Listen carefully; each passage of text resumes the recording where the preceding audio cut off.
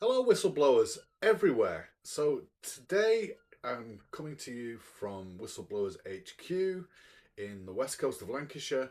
It's cold, it's wet, it's very unseasonal. It's not like August at all, or the tail end of August. In fact, this could be a November morning or a November afternoon. It's not very nice at all. So I think we're on some sort of tail end of a storm or something. But anyway, today we're going to look at a tune breakdown of St Anne's Reel.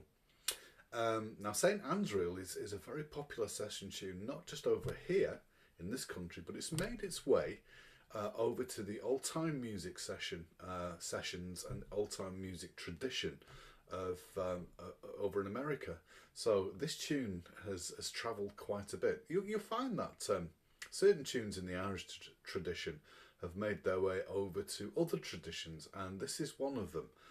There's a few other tunes. There's a tune called "The Little Beggar Man," which is also played over in the old time tradition music over in the States. But this one, basically, I'm going to teach you the way that I play it, and this is the closest music that I found to the way that I play it.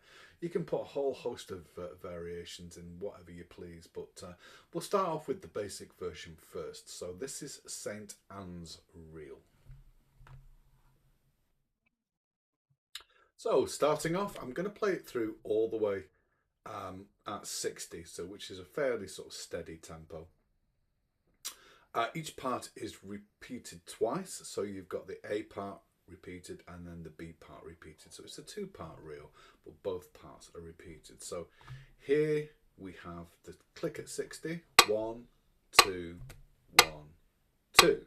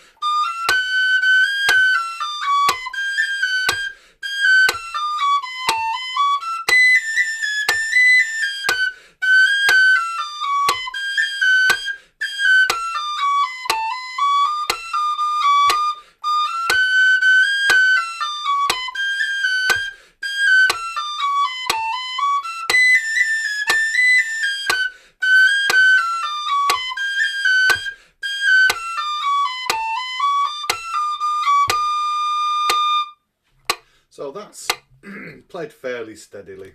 Obviously, we've got no ornamentation there. But let's have a look at the breathing, because that's one thing which we really need to get down. So at that speed, we've got certain longer notes which we can use to take a breath. So what I was doing,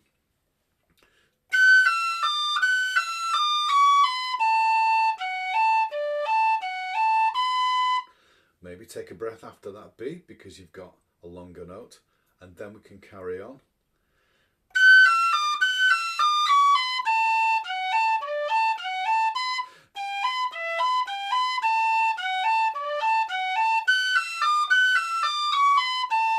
So I can get to that A. Now that's a good place to take a breath because you've got quavers pretty much until the last bar of that second line.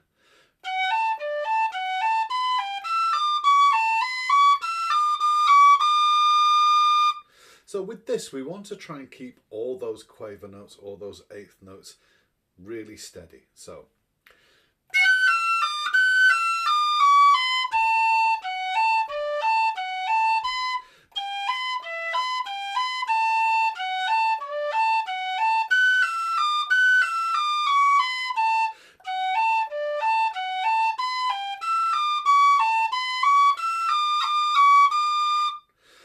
so in terms of tonguing and slurring, again, there's no particularly right or wrong way to do this, but what I do is so.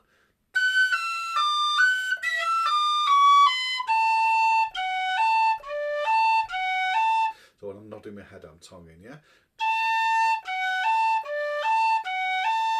Same thing.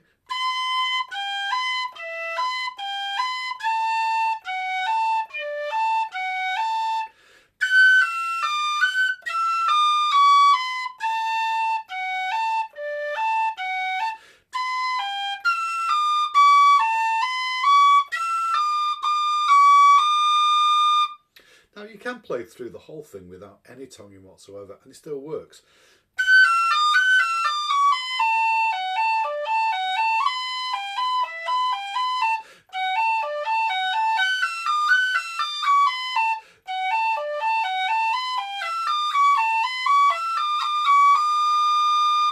But I like to add tonguing because for me it just gives a bit more definition, a bit more shape.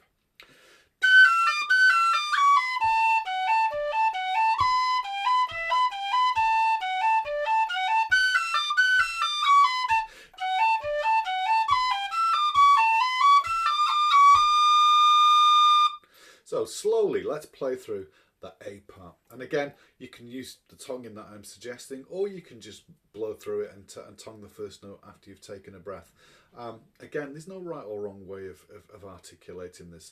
If you are using simple finger articulation, which is no tonguing, you will need to make sure that your rhythm is rock solid. So here we go, nice and slowly.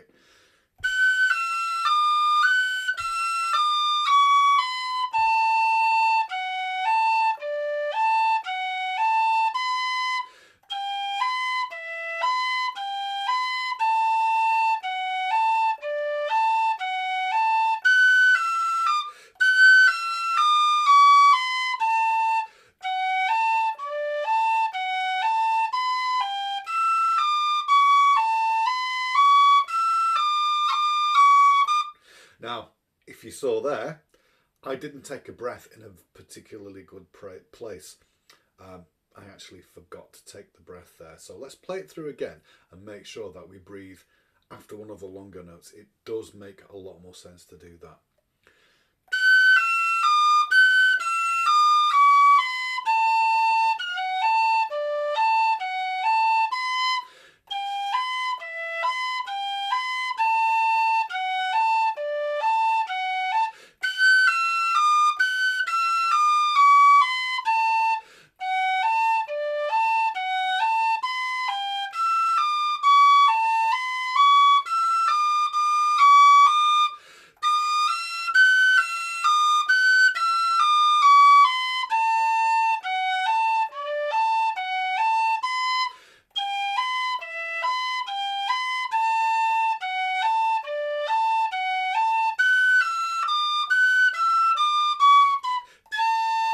So didn't quite manage to get the breath there.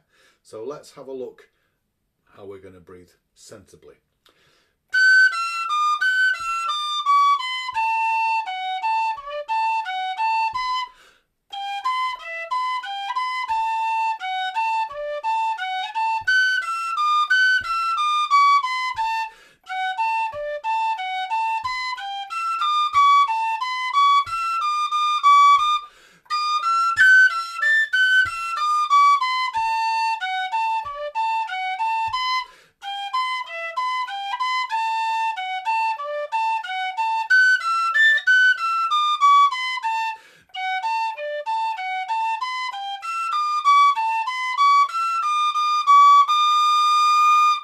So when I took a breath in a place that seemed okay for me, I didn't have to shorten or try and shoehorn a breath in after one of the eighth notes, one of the quaver notes, and that's important.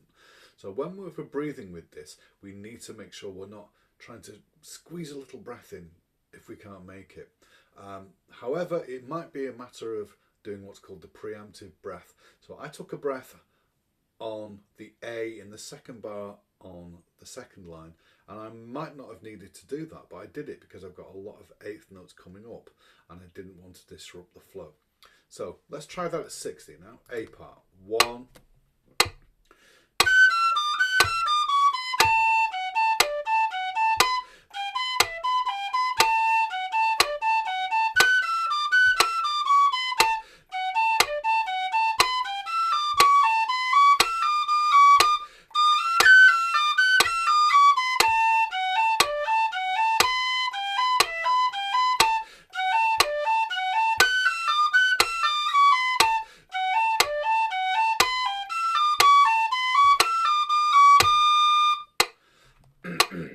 Okay, so when we play it the second time around, we're going to breathe after that D, yeah? And go on to the B part now. Yeah, so let's have a look at the second half now, the B section. So the B section leads from the A section with the D in the E eighth notes, quaver notes.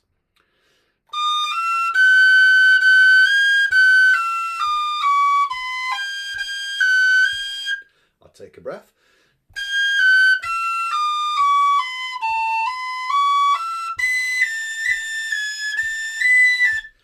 Yeah.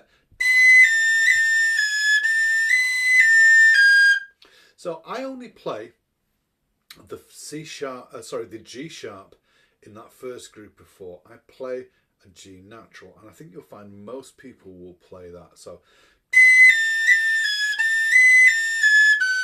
it sounds odd if you play it as a G sharp in the second time round. So technically, that should have been made a natural, because a sharp or a flat or whatever the accidental note is, unless it's made a natural, then that continues throughout the bar. So technically that would be played as a G sharp, that last note on the third line. However, to my ears it sounds a bit strange, so I'm going to play it as a G natural, and I think it sounds a lot more, just a lot more right, for want of a better word. So let's have a look at that line 3 again. So we're going to pick it up from the end of line 2, the last two notes of line 2.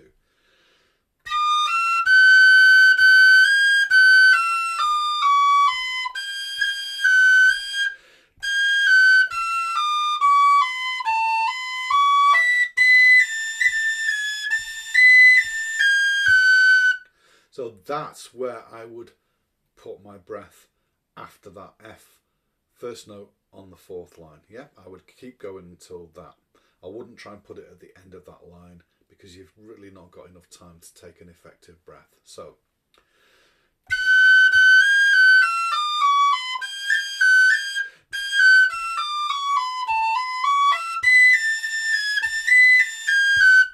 there I would take the breath to move on to the next part.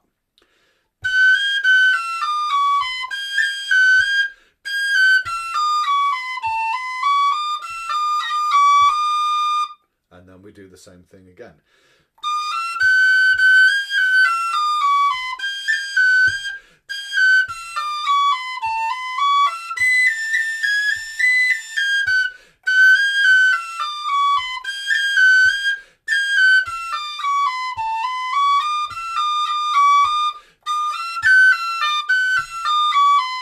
To repeat back again to the beginning.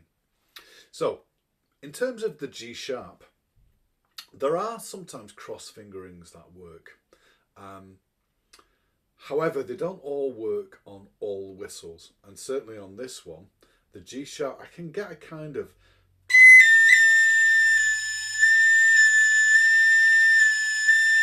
and I can tune it in with my breath. But I don't like the sound of that. It's a bit hit and miss. Yeah, your ear might compensate at speed, but I think it's much better to half hold the upper octave G sharp. So much more in tune, yeah. So I'm using the tip of my finger and just literally half holding that note. So rather than going full, we're only using a half. It will take a bit of practice, so to get it consistently every time. So what you might want to do is just practice.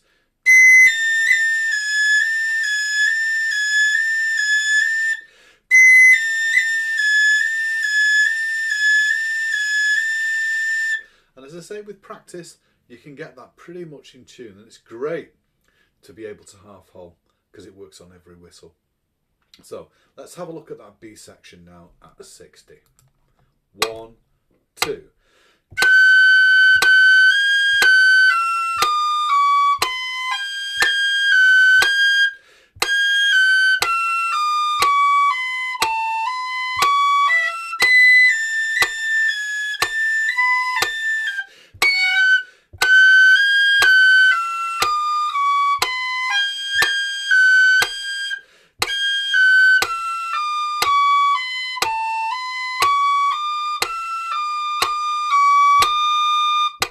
So if we double the speed,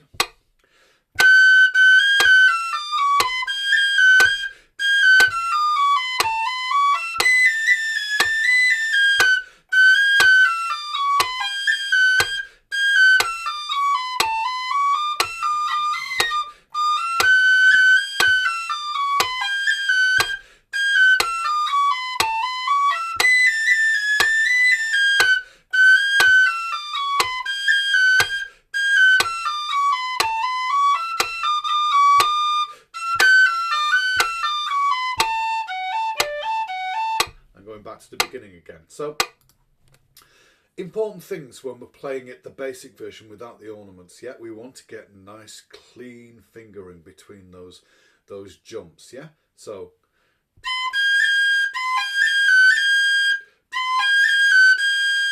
and that.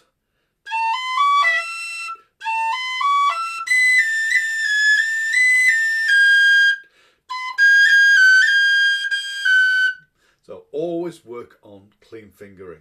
That second bar and third bar in the A part, first line.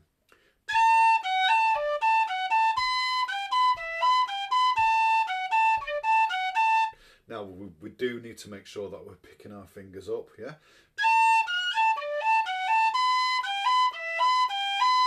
Avoid what I call ghosting. It's where you're not getting those fingers up simultaneously.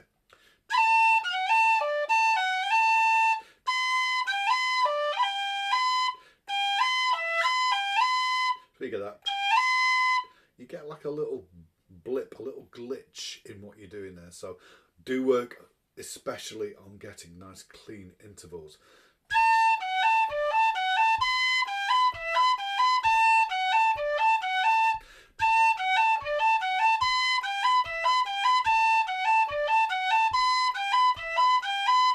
Now, if you want to do it all, tongue, tongue slur, tongue slur, tongue slur, which is what I've been doing.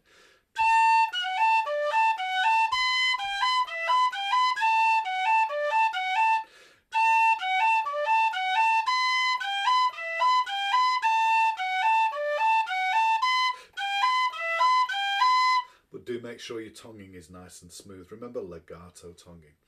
Again, we can do those 3 bars in the first line. Yeah, second bars 2, 3 and 4. We can do that all in one long out breath.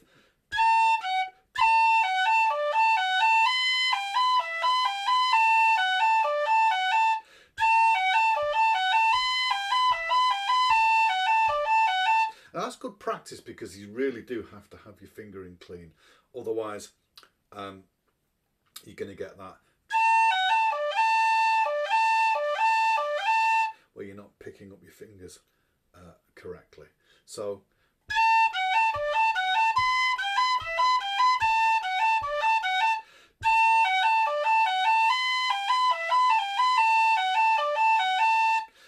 you decide how you want to articulate it, but that's the phrasing that I use. Tongue, tongue slur, tongue slur, tongue slur, tongue, tongue slur, tongue slur, tongue slur, tongue, tongue slur, tongue slur, tongue slur. So that's how I articulate it like that. Okay, so that's the basic version of St. Anne's. Let's have a look and see what we can do just with adding a few little ornaments that we can put in. We're not going to go too crazy with this. We'll just add a few little cuts and maybe a few rolls and maybe some other kinds of things. So let's go back to the beginning of the top and see what we can do, just adding a few little ornaments. So I'm cutting the first F and the 4th note. So I'm going.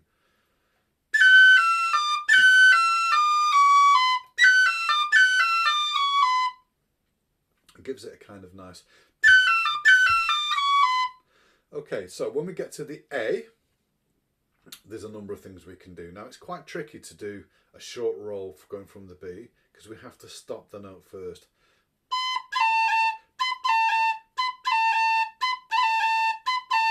So I always tongue those kind of short rolls when we're coming back.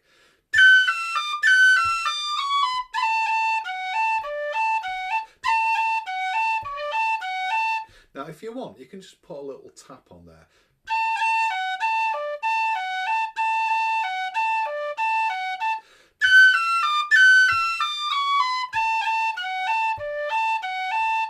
Or short roll, cut, tap.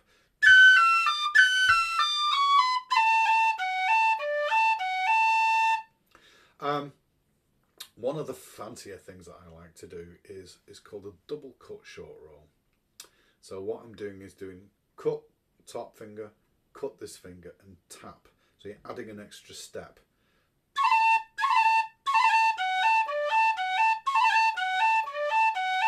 So I'll play it with a normal short roll and then with a double cut. So the double cut is cut, cut, tap. Normal short roll, cut, tap, cut, tap. Double cut, cut, cut, tap. So normal short roll.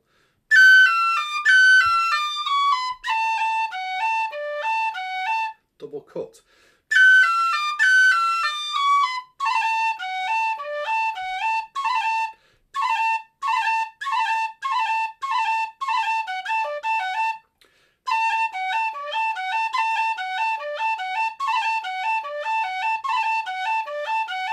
Now, double cut short rolls, especially on the 8, are really tricky. So if you're kind of more at the beginning stage and you're just starting to put ornaments in, I would erase that from your toolbox for now. Just work on getting the nice, either just the tap on the 8 or the cut tap. Yeah. So you will need to tongue it though. So it's going to go tongue and cut at the same time.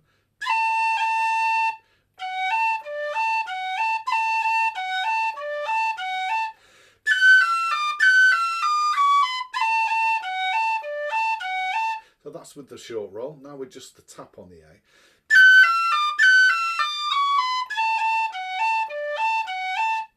So depending on not whether you need to breathe on the B in the next bar or whether or not you've got enough air to continue on, because what we're going to do is on the longer notes we can ornament if we've got enough breath. If we need to use that as a breathing mark, I'll just put like a little cut and use a short amount of time to take a breath. So let's see how far we go. We can go,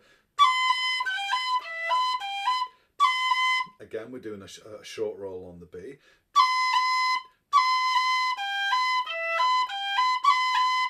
Now the fingering that I use for the short roll on the B, I cut with the C sharp because that's the only way you can cut for the B with the C sharp.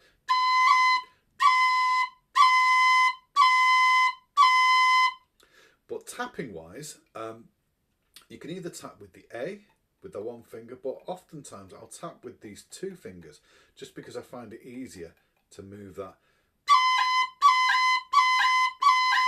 Makes no difference to the sound because you're not hearing the note. So if I do it really slowly with one finger tap or the two finger tap, you won't be able to hear the difference.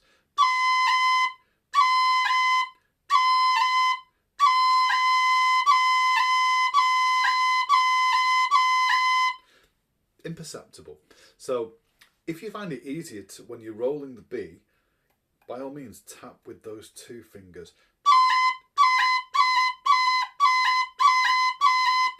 Or if you find it easier with the one. But we want to get that tap.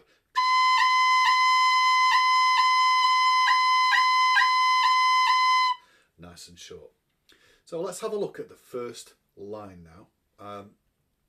The last A I'm not going to ornament because I want that as a breath point. So it's going to go.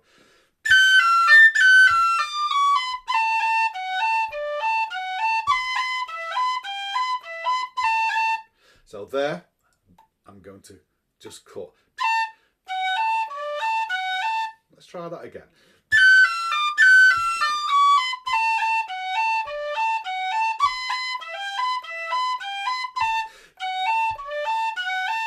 So after there, again, if you're playing it at speed, you may be able to get that as a short roll.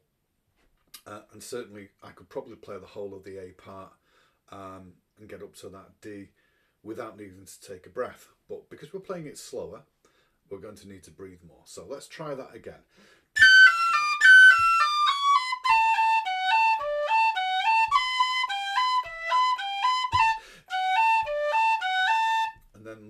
to the next bit. So we're going to do the same cuts. Now, I'm going to use that A as a breath mark there. Eventually you might not, and if you don't need to, you can do the same short roll. But for me, I'm going to just go.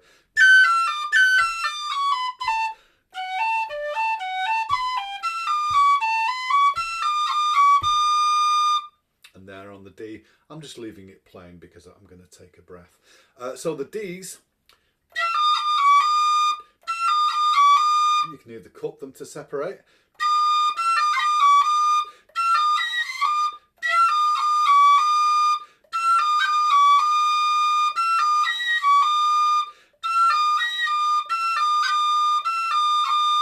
so I tend to use this finger to cut, but you can cut with that middle finger if you want.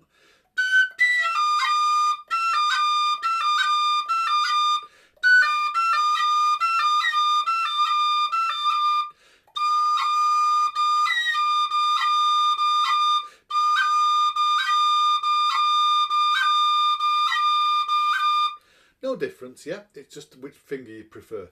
Or you can tongue them.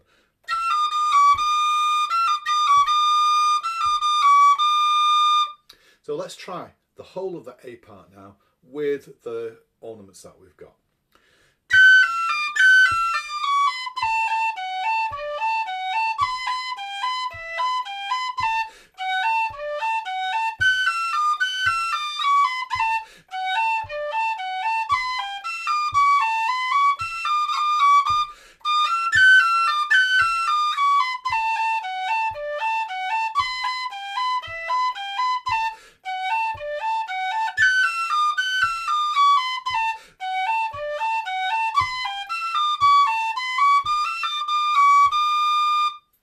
So as I said, if I'm playing it at full speed, I probably wouldn't need to breathe until I get to the last D. So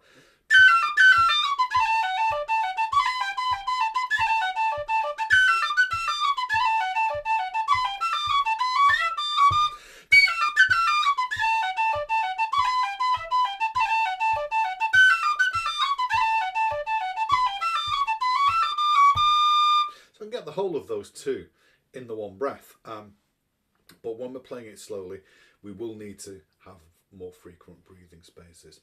Okay, so that's the A part. Let's have a look at the B part now. So we're going from the last two quavers, last two eighth notes.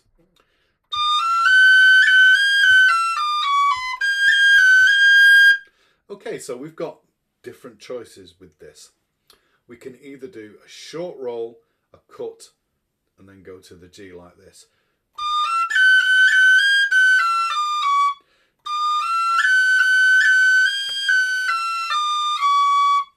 Or we can extend that F sharp in the first bar on the third line and turn it into a dotted note and turn it into a long roll.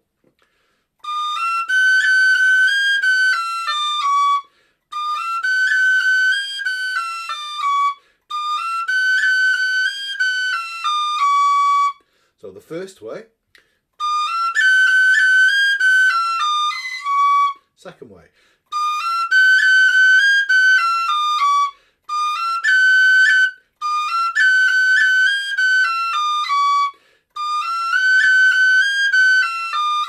Now you can mix those up and you can do it maybe as a short roll and then a cut to the F to the G, or you could play it as we did, a long roll and then just ignore the second F because we've turned it into a dotted quarter note, and then go straight to the G. It's up to you. You can mix it up. You could go first time, and second time you could go. So again, there's some little variations we can put in there, yeah? So the next bit, second bar.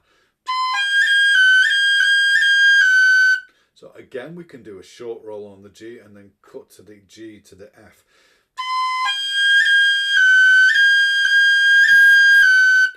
And I'm using cuts to separate the two Gs. So we've got quite a lot of cuts going on in that second bar on the third line.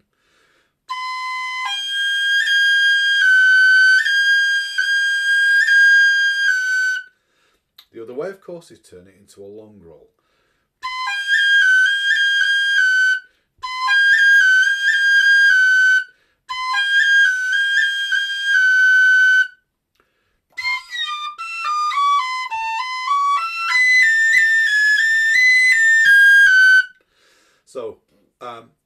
that third line. I'm going to play them as short rolls this time around, and then second time around we'll play them as long rolls. So I'm going.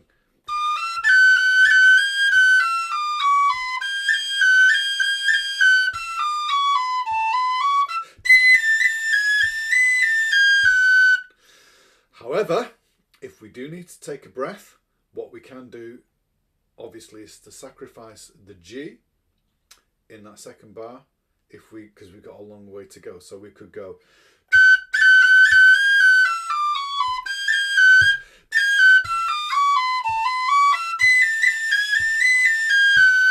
now. The F is always going to be a breathing place for me at that speed, so I'm going to not ornament it. However, we can still apply the same ornaments should we not need to breathe on that note. We can do a long, or we can go.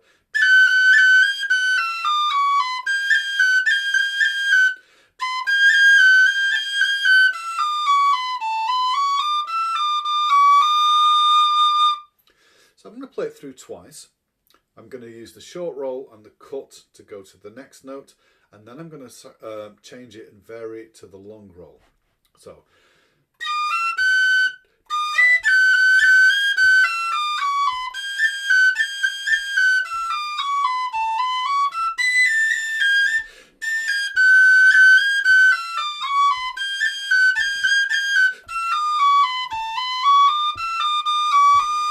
now there I needed to breathe on certain notes, which I didn't do, so I ended up having to drop a note, which is not ideal, but sometimes we may need to do that, especially if you forget to take a breath, yeah?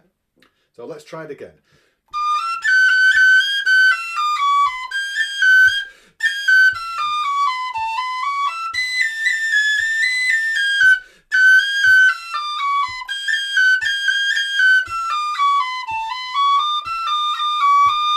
So now I'm going to do it with the long roll substitution.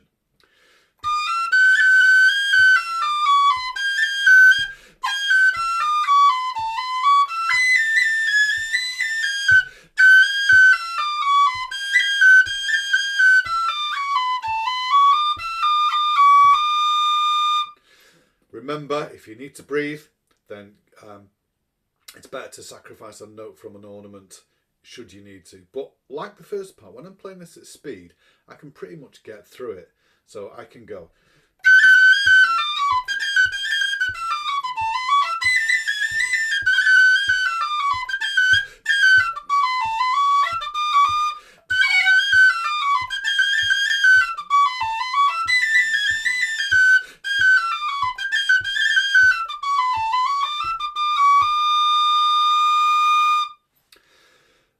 Breathing is really important in so much as that the way we breathe needs to become part of the rhythm of the tune, yeah? It's not separate from it. So when we play it through, we need to make sure that the breathing is just as much rhythmic as the tune itself, as the notes that you're playing.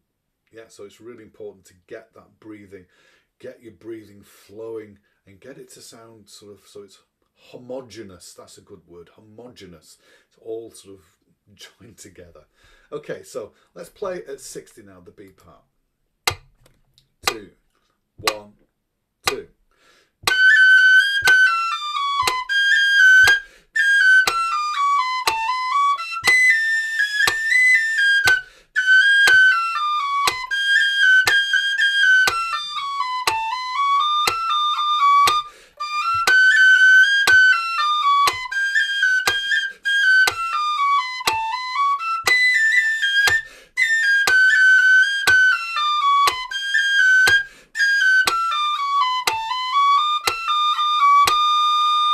So again, if you run out, you might have to, on the fly, make a little change. And what I did there was...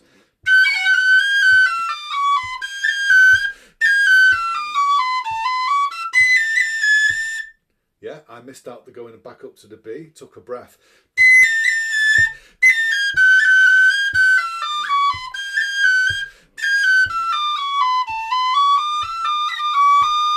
So if you forget to take a breath on a longer note, like I did there, playing it through, then you may have to get rid of a note for a breath. And that's absolutely fine to do that. Some tunes you have to drop notes for a breath. And again, if you forget to take a breath like I did there, then you will have to drop a note when you need to take a breath. But it's dropping the right note. Yeah, you don't want to drop a strong beat note. So there I dropped the high B and just played the A. So I went, yeah, and it doesn't interrupt the flow. If you drop on a strong beat, it sounds like there's a big hole in the piece. Right, so I'm going to play it through all the way through at 60, A, A, B, B. So here we go. 1, 2.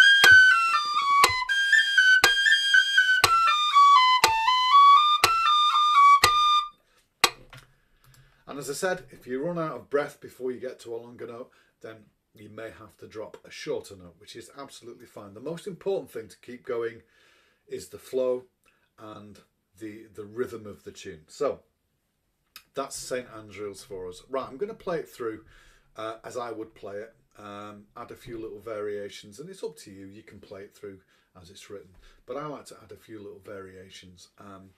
So this is my version of St Anne's.